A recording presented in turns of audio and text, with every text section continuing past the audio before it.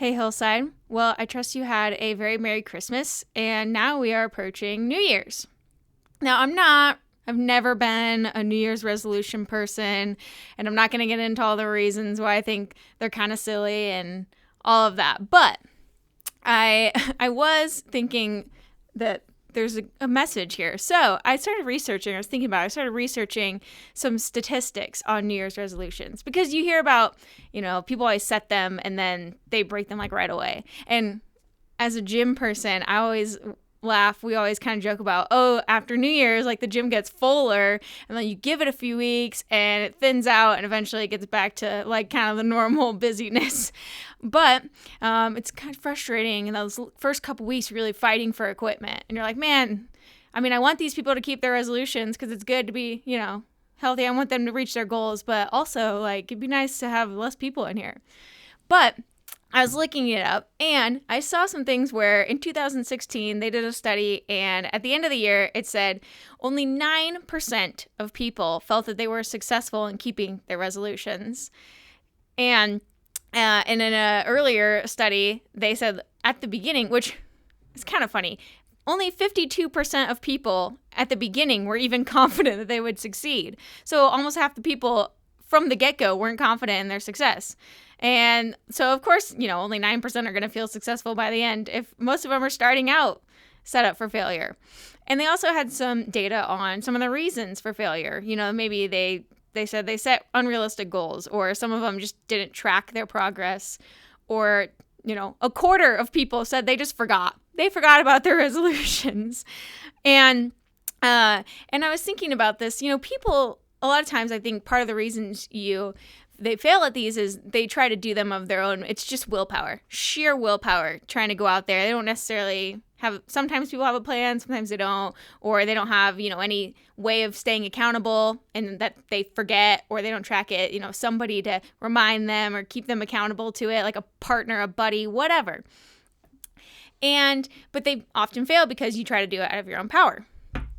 And I thought about how, and we're a lot like that sometimes in our spiritual lives too, right? There's something, a behavior or something we know in us that it's not right, it's sinful, or it's destructive, whatever, that we want to change.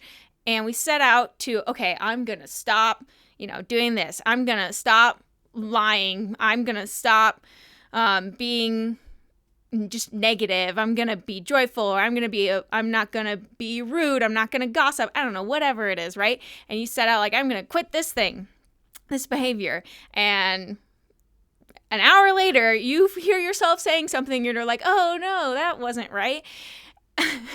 Because a lot of times we try to do it out of our own power, out of our sheer will, try to change our mindsets, right? Out of our effort.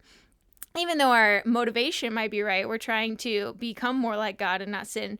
But there's this, we can't do it on our own, right? That's the fact of the matter.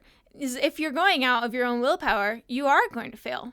But the great news is we don't have to do it of our own willpower because we have the Holy Spirit to help us. We have God, right? He is renewing us. He is changing us and making us new, renewing our hearts. And it's not going to, it's not an instantaneous thing. Well, it could be. Sometimes I guess it is, but often it's not an instantaneous thing. It's a process. He's refining us and making us like him. And the other thing is we do have accountability partners. It's great. We have a whole body of believers to help us, to keep us in check. Find somebody you trust and say, hey, I've been struggling with this in this area and I really want to work and improve there. Would you help, just check in as how it's going and keep them in on that. And then you won't forget, like a quarter of the people who forgot their resolutions.